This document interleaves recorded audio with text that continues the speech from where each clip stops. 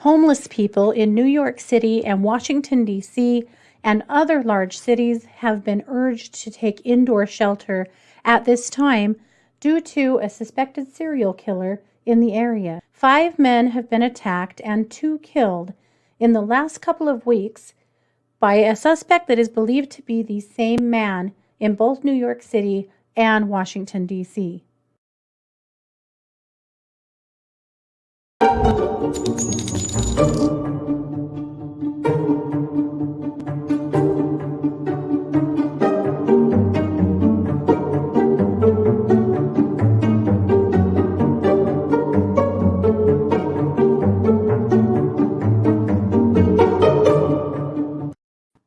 Hey, everybody, and welcome to True Crime Paranormal with the Psychic Sisters.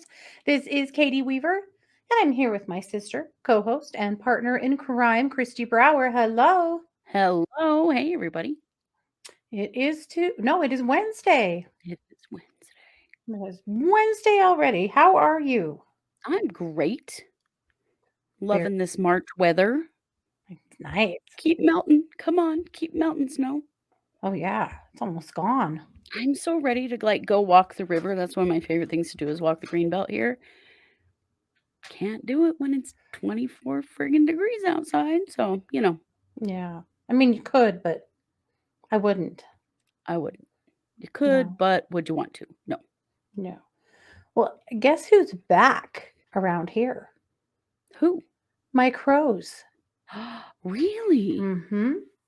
Oh, they think it's spring. Yeah, those of you who have been with us for a while know that last year I started feeding a bunch of crows. I want to be the creepy lady at the end of the street that feeds the murder of crows, and I am. And so Congratulations! I have some magpies that I feed all winter too, and they've been around all winter long, but my crows are back. A few days ago, I could hear a crow yelling, and I went out front and she was just up in the normal tree where she usually sits, hollering at me. So I brought her out some peanuts and some dog food, and she yelled until her husband joined her, and they sat there and feasted until they were gone. And again the next morning, and yeah, my crows are back. So last year they had a baby. And it doesn't appear that the baby's with them. There's just the 2 of them. So I'm guessing the baby went off and got married or something. I don't know. Yes, I'm sure that's what happened. Hopefully it's not something terrible. But at any rate, hopefully they'll just hatch a new nest this year. I'm assuming they will. They like to nest in the poplar trees. So anyway, guess who's back? Back again. Yeah. That's way cool. Super excited. Way cool. Yeah. Well, it is Wednesday. And so we have our case today, our episode this morning. And then, of course, this evening, we'll be back at 7 p.m. for case updates. And there's all kinds of stuff rolling. And then we'll be back tomorrow night, Thursday night, for the psychic hour. So we have a lot left to go this week. Yes, but we're going to kick this episode off with some paranormal crime. So, Chrissy, take it away. Okay.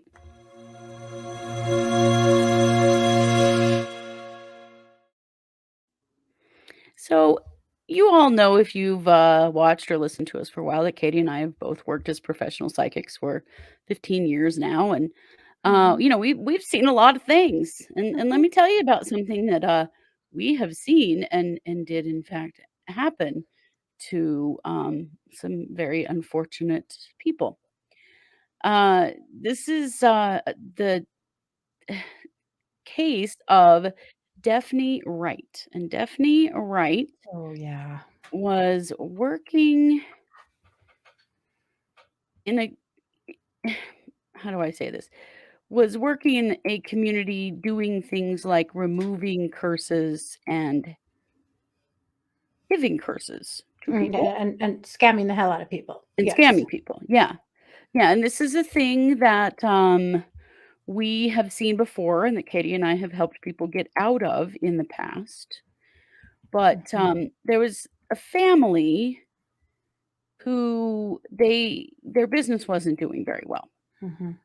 They had a sewing business and their business wasn't doing very well. And they believed that there was a curse on their business. It was part of their beliefs that if something if your business wasn't going well, then probably it had been cursed by someone. Mhm. So they decided to go looking for a spiritual advisor, and very unfortunately for them, they found Dephne Wright. Mhm. This was in Texas. Dephne was in Houston. Yeah. And so she said she advertised that she removed curses, that she put curses on people, that she could do all of those things. Yeah. And so the family started working with her to remove a curse on their business.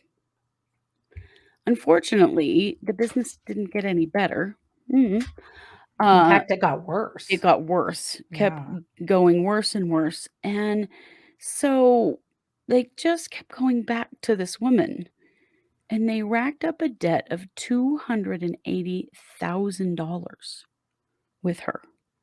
Now, this is the kind of scam that we have seen before, Mhm. where, you're told, well, you have to keep coming back and you have to come back every so many days and pay me this much Mhm. money, or I'll just recurse your business. And, like, there are Oh, scam yeah. artists that get involved with this stuff where people can't get out of it. Like, Mhm. and they're afraid because they think something Mhm. bad is going to happen to them.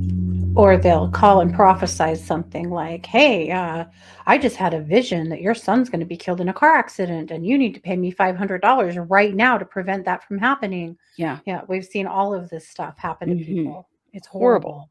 It is. It's horrible and scary and Mhm. abusive, and of course makes the work that we do harder, Mhm. because people question this kind of stuff, of course. Sure. They should. So they should, absolutely. On June 10th of 2012, the son in this family requested a welfare check for the son-in-law in this Mhm. because something was not right with his in-laws. When the police got there, the apartment they lived in was trashed, Mhm. and they saw a bloody handprint on a wall next to a closet. They opened the closet, and um, the mom and dad of this family, I'm not using their names because it's not really fair to them, I don't Yeah. think, um, were, like, tied up, duct taped, and murdered. Mhm. Apparently, it was a very brutal crime, like, there'd Yeah. been this big fight in the house, Mhm. um, and then things had been ransacked. Yeah. Um, Also, there was some weird stuff planted to make Yeah. this look like what it wasn't. There Yeah. was, a partially smoked marijuana cigarette on a table, and then there was a beer bottle that had been wrapped in a blue bandana, which Mhm. would suggest to the police that there was gang involvement. Mhm. But the police really immediately went to, "This is a setup." It looks Like, this, staged. Yeah. yeah, it didn't look real. Mhm. And so they did an investigation, obviously, but they didn't really Yeah. fall for the whole, "This is this is a gang" kind of thing. Yeah. Let's see. They did have $1 million life insurance policies, Yeah. and so they looked at the son and, the son-in-law and the daughter at Mhm. first. Yeah, but There cleared was them pretty quickly. Yes. Yeah. Cleared them pretty quickly, and then there was DNA collected at the scene at the time, it didn't go anywhere. In 2015, they did actually match the DNA from the marijuana cigarette to someone named Willie Galori, Mhm. and he did, in fact, confess Yeah. when they arrested him to, murdering them. Yeah. He was only 16 at the time. Yeah, yeah. Yeah. So she, um, hired them, Mhm. Daphne, hired him, sorry, Mhm. um, to kill them, and so they did Yeah. over this, Yeah. scam. They were supposed to squeeze them for money, and if they couldn't get the money, go ahead and kill them. Yep, yep, and, of course, they didn't really have the money, and, Mhm. $280,000 wasn't even possible, you know? No. No, because she did a bad job. Their business kept going worse. Right? She didn't fix anything. Now, when they searched her home, they, did find a ledger that listed all of her clients and the money that she was charging them, Mm. and she was charging 10, 20, 30, up to $40,000 for services rendered. Oh my God. Yeah, Oh. yeah. So, in 2018, um, the young boy and his uncle, because they did it together, the Guillerys, they were found guilty, Yeah. um, of capital murder. And then Dephne Wright was also found guilty of capital murder Good. and solicitation of murder. Yeah. Just scary stuff. I wanted to talk Mhm. about it because Katie and I have both worked with people that have been talking to a scammer like this Mhm. and helped people get out of a situation like that before. And to understand that this is not real. This is No. not real. If somebody says that kind of something like that they can do something like that and they want $10,000, Mhm. do not do it. It is a No. scam. There is nothing, they're not doing anything for you, No. and they will continue to up the ante. Or if you have a reading, this is the one that's probably more common. You have a reading from someone, or you have some kind of energy work or whatnot. That's where it should end. And if you want to seek that person back out again for another reading or another service, then that's your prerogative. But on their end, ethically, that's where the conversation ends. Right. Someone Right. that keeps reaching back out to you, Yeah. I had a dream about you.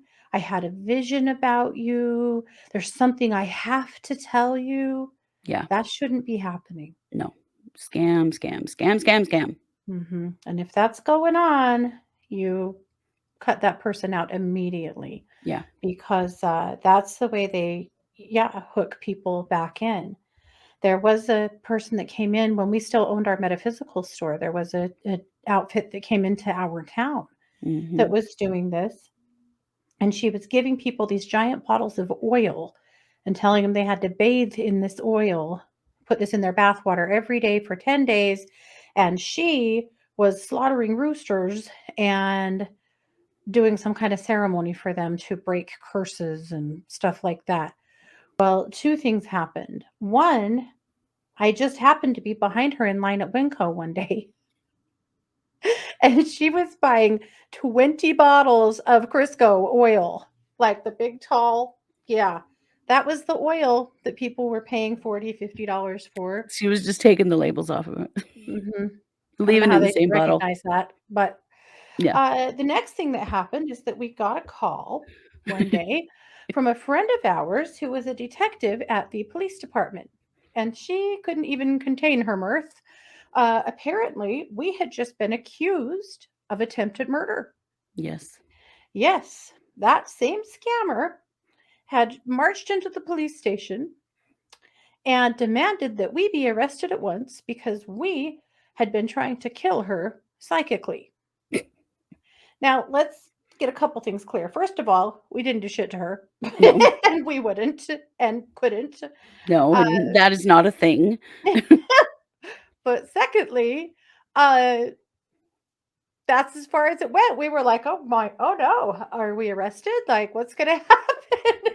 And our friend was like, uh, nothing. The police thought it was hilarious after they left. We've all laughed ourselves silly, and I promised them that I do know you guys, and there's no way you're doing anything to anyone. But anyway, the time we were accused of attempted murder. Psychic murder. Yeah. Mhm, Yeah. So, be very careful about things like this, but do mhm, not ever pay mm, someone money like that ever, ever, ever. no, no, no. Yeah. All right. Well, Katie, I'm going to kick it back over to you for our main case. Okay.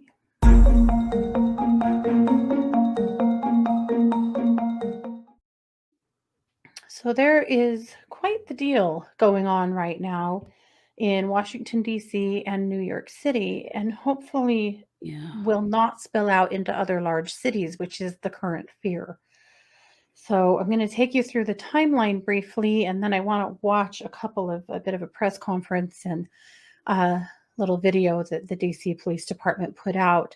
So it started in DC on the 3rd of March at 4 a.m.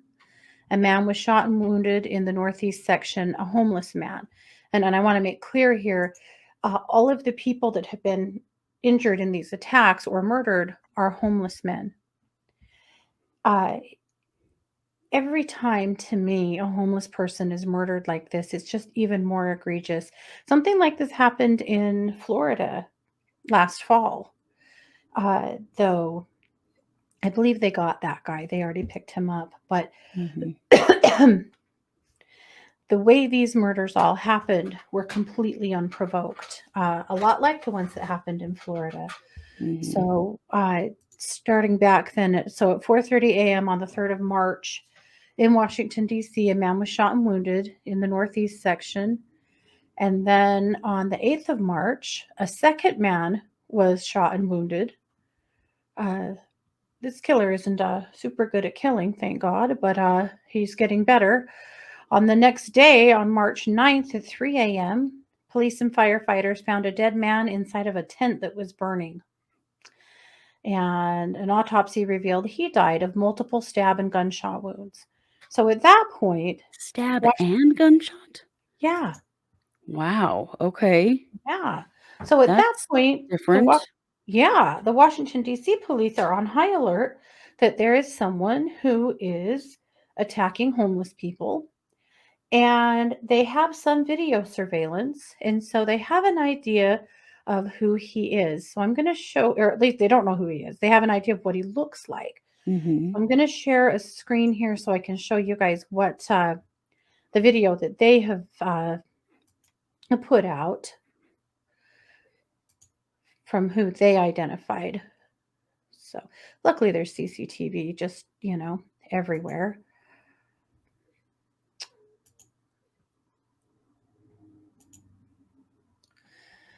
All right. And this has no sound. So those of you that are listening and not watching, you're not going to hear anything. But it is a video of a man walking down the street. He appears to be maybe African American. He's completely bald, has a mustache. He's eating. And then there's another video of him walking down the street another time. They're identifying this individual in the areas of these murders every time. Okay. And some of the videos aren't as good, but this is who the Washington, D.C. police had identified as being their prime suspect. Okay. Okay, so this is what happened. This all, of course, happened last week. And then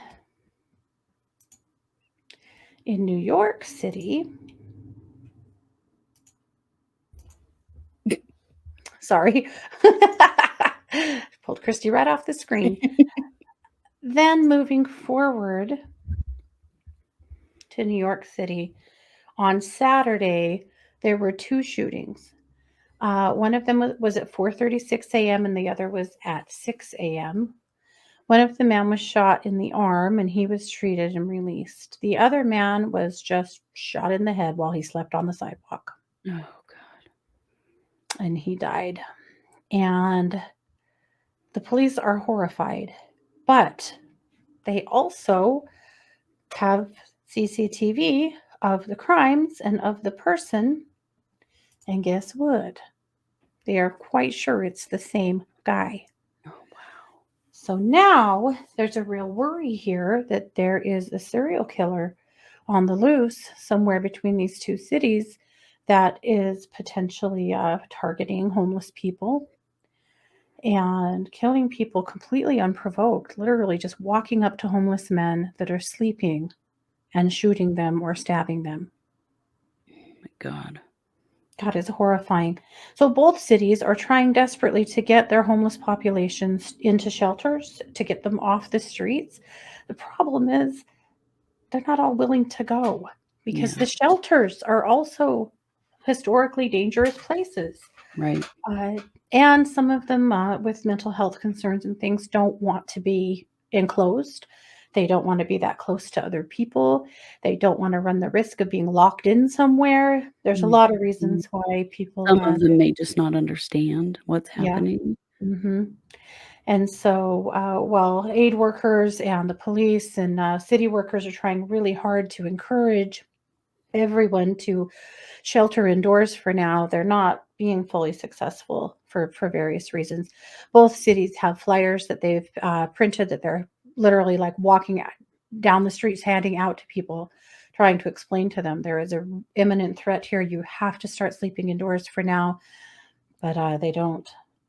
There's not a lot of hope that'll fully happen. But I wanted to share some of the press conference that came out of New York. This I thought was very useful. It explains a few things. We're going to watch about the first 2 minutes of it. So let me share the screen here. I really honor the fact that they take this as seriously as they do. I'm so glad that there's not just a, oh, they're just homeless people kind of attitude. That actually the authorities see these as more egregious crimes than ever because the population is so vulnerable. Well, yeah, I mean, they're literally being murdered as they sleep. That's Yeah, horrifying. it is horrifying. So here we go. Good evening, everyone. I'm Deputy Chief Hank Sortner, Commanding Officer, Detective Borough Manhattan South. With me today is Captain Alan Barakovic, Zone Commander, and Sergeant Commander Pompey, Commanding Officer of the 5th Precinct Detective Squad.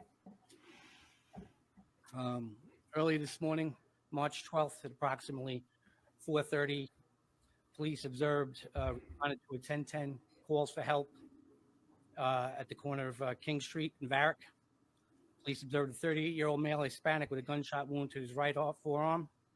A preliminary investigation determined that this victim, who was apparently homeless, was sleeping at the time when an unknown individual approached him and discharged a firearm, striking him. The victim woke up, made a statement screaming, "What are you doing?" The perpetrator then responded to flee eastbound on King Street to parts unknown. At this point, an ongoing investigation into this incident with extended video canvas is going on. The victim was removed to Bellevue Hospital in not likely condition, and that investigation is ongoing. Fast forward today to about 4:30, the police responded to a 911 call for a native individual outside of 148 Lafayette Street, which is in the confines of the 5th Precinct. Upon arrival, officers observed an unconscious and unresponsive unidentified male in a sleeping bag in front of the Howard Street entrance of the building. The unidentified male suffered a gunshot wound to the head and neck, and EMS pronounced him deceased on the scene. A preliminary video investigation determined that the unknown individual approached the deceased male at approximately 600 hours this morning before displaying and discharging a firearm on the deceased. The individual then fled westbound on Howard Street. Again, at this time, there are no arrests, and the investigation is ongoing. Any information in regards to the identity of this male is asked. People are asked to call NYPD's Crime Stoppers hotline at 1-800-577-TIPS. The public can also submit their tips by logging into Crime Stoppers website as well. We're talking about two individuals that are homeless, the most vulnerable population in the city right now. We have extended no manpower. We have extended no shortage of manpower to get this investigation on track. Anybody, no matter how insignificant you might feel, if you had any kind of interaction in these areas this morning, we strongly encourage you to please report it. Thank you. I'll stop that there. Yeah, so that's what's Wow. happening. It's scary, and That I is just way scary. really, really hope there aren't any more. Right. Well, It and just there's a train. You can take a train between DC and New York City. mhm, It's there's I think it's a pretty commonly, traveled back and forth between those two places. mhm. Does make you wonder. Yeah, it does. It does. But they also, other large cities in the area have really gone on high alert too, because who knows? Right. So, anyway, they are working hard. That press conference, and I'll link that in the article. But they went on to say that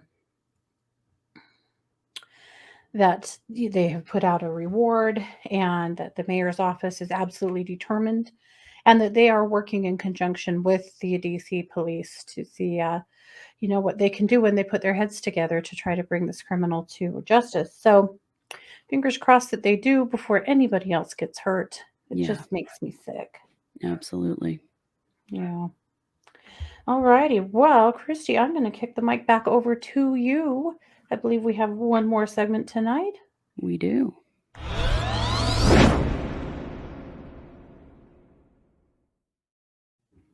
Now, I have to tell you that Katie and I don't talk about like what my segments are versus what her show is. We don't always know because we're covering two very similar things tonight, Oh, except that this guy who shot at the homeless people conveniently Oh. shot himself and then had to call the police. So let me tell you about this.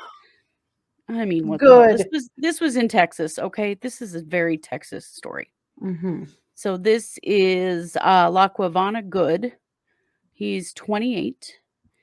And a while back, he was sitting in his vehicle in a Walmart parking lot when he accidentally shot himself in the knee with his own gun. So, as you do, he called 911 for help. Well, the police took the weapon from him and they matched that gun, or they matched the shell casings from that Mhm. gun to the murder of a homeless man named Lonnie Lewis, who was Oh. killed last summer. Someone drove past a homeless camp on July 25th last year and just fired into it on their way by. He shot Oh 5 my shots. God. Yeah. Fortunately, only hit one person, but he did shoot and kill Lonnie Lewis. And up to this point, the police had absolutely no idea who had done that or why Mhm. or anything until, our brainiac of the night shot himself with his own gun and called 911. Wow. So at least he's off the street. He did, in fact, plead guilty. He admitted to what he'd done. There you go, genius. Wow. Right. But what is this with Shooting homeless people. shooting homeless people? Ugh. It's not like it's a new thing, but it is a horrifying thing. Mm-hmm. But just so you know, occasionally murderers are also dumb criminals and take themselves off the street. Mm-hmm. I don't know Well, if we're going to be that lucky in New York and DC, but no, probably not. But this reminds me of a case that happened here in Rexburg years ago. A college student had been breaking into people's houses and stealing their guns. And the police did not know who was doing this, but there had been quite a few robberies and gun thefts. And it all came to a head in this kid made an ass of himself, I'll tell you that. Uh, he really did. Yes.